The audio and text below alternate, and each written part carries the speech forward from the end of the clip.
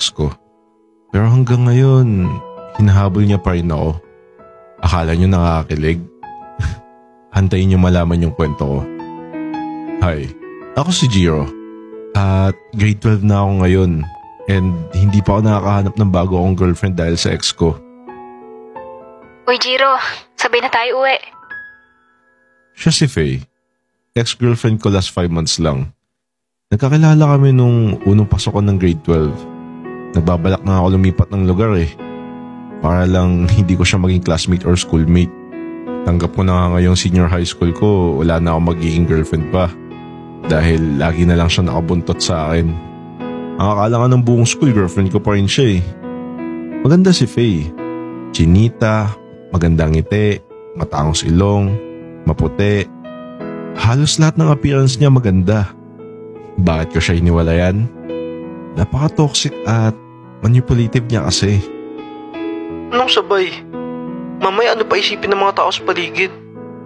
Anong iisipin? Ano naman kung magkasabay tayo mo Faye, 5 months na tayong wala. Hanggang ngayon di pa rin nakakanap ng bago kong girlfriend kasi akala nila tayo pa rin. Mabuti nga yun Tsaka lagi mo yan sinasabi na wala nang tayo. Diba?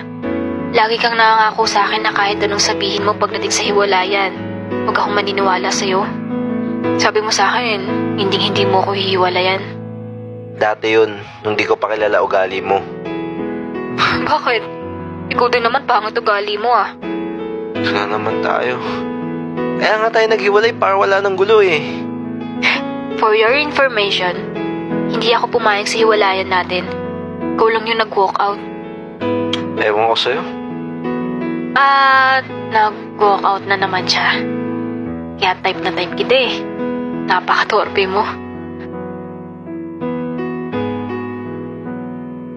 Ako si Faye. Nakwento naman ako sa inyo ng mukhong na yun. Lagi niyo yung sinasabi sa ibang tao na break na kami last 2 years pa. Pero huwag kayo maniwala dyan. 2 years ko na din yan kinukulit tapos hindi pa rin ako nagsasawa sa reaction niya. Yun kasi yung nagugustuhan ko sa kanya. Paka-cute kapag nagtatampo or nagagalit. Kapal ng mukha sabihin nakipag-break sa akin no? Siya naman una ng ligaw. Kwento ko sa inyo yung nangyari. Balik tayo sa una kung paano kami nagkakilala. First day pa lang ng school namin, nung siya yung unang lumapit sa akin.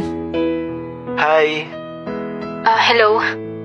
Dito kayo nakaupo sa likod? Oo Mas trip ko kasi kapag hindi ako nakikita ng teacher. Wala ka namang katabi. Wala naman. Dito ka na lang upo sa tabi ko. Hindi. Kukunin ko lang kasi extra upuan sa tabi mo. Andun kasi mga tropa ko sa kabilang side. Sure. Sige lang. O, diba? Siya yung unang lumapit sa akin. Medyo nag-assume lang naman ako pero at least siya pa din yung nag-first move. Kunwari pa Crush niyo naman talaga ako nun. Huwag kayo maniwala sa pinagsasabi niya ako nag-first move dun. Makapal lang talaga mukha nun porket maganda siya. Gusto ko lang talaga kunin yung bakanting upuan sa tabi niya since wala na kasing upuan dun sa kabilang side ng classroom. Sa totoo nga, siya pa yung umamin sa akin na gusto niya ako Nagsimula yun nung 3rd week ng pasukan. Hindi na kami nagkausap mula nung kinuha ko yung upuan niya. Pero nung naging magkagrupo kami nun para sa isang project, tapos kami yung magkatabi, dun lang ulit kami nagkausap. Jiro, right? Yep. And ikaw si Faye? Yes. Nga naman makalimutan mo ko. Sa ganda kong to. Okay. Eme lang. Masyado kang seryoso, Jiro. Hindi naman. Hindi lang kasi ako sanay makipag-usap sa girls. Don't tell me na NGSB ka. Ano meaning nun? Hulo siya. No girlfriend since birth kasi. Wala pa. Grade 12 ka na, wala ka pa rin naging girlfriend ni isa? Wala pa. Normal lang naman yun Bakit ikaw, ilan na naging boyfriend mo? Wala din. Ayoko lang kasi yung parang sobrang confident nila na makukuha nila ako. Tas tingin ko nga, pag naging jowa ko yung nandigaw sa akin, gagawin lang nila akong trophy eh. Paanong trophy? Yung pagyayabang lang nila, tas di naman talaga ako nila love. Sabagay. Ikaw, may nanligaw na ba sa'yo? Ha? Bakit may manliligaw sa akin? Nilalaki ako. Ay, sorry. I mean, crush. May nagka-crush na ba sa'yo? Wala pa naman. Ay, we? Sayang, cute mo pa naman. Ha? Anong sayang? I mean, sayang, di nila napapansin yung tsura mo. Sige, punta lang muna ulit ako sa upuan ko. Nagmamaang-maangan na ako dito pero nainig ko sinabi niya. Nahalata ako na kaagad na trip ako ni Faye. Medyo weird siya pero okay lang naman sa akin. Fast forward tayo after 2 months. Uy, gala tayo maya. Sino-sino? Yung mga tropa natin. Tapos sama namin mga jowa namin. Lo! Tapos ako lang yung lonely sa inyo? Wag na. Bakit ba kasi di ka pa nagjojowa? Ikaw na lang walang jowa sa atin magtotropa oh. Wala naman ako magjojowa eh. Baliw ang... Si Faye. Tangik, bagay kayo nun. Tapos may tsura naman si Faye ah. Di mo ba trip? Trip naman. Oh, trip mo naman pala eh. Bakit tayo mapaligawan? Parang hindi kasi ako sure kung sasagutin ako eh.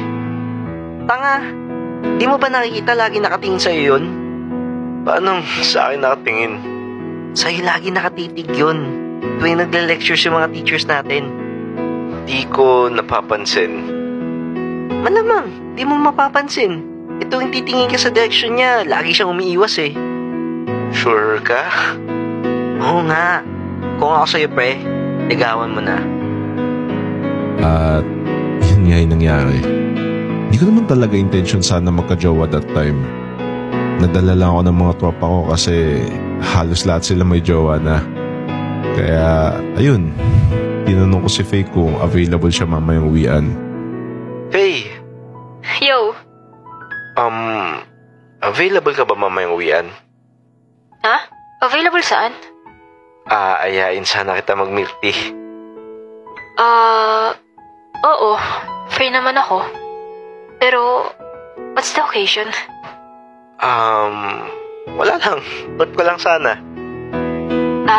Sige.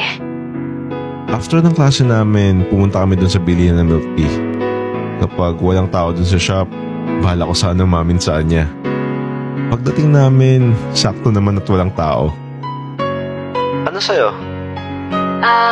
Winter melon na lang. Sige. Pagkuha namin ng order, inaya ko siya umupo dun sa table na medyo tago. So, ba't pala naisipan mo mag-milk tea? Ano kasi? Naaamin ka ng crush mo ko? Ha? Hindi ah. We, sure ka? Oo nga. Inaya lang kita dito kasi why not, diba? Cute mo talaga. Ano? Sabi kong cute mo. Baliw. Ako, crush kita.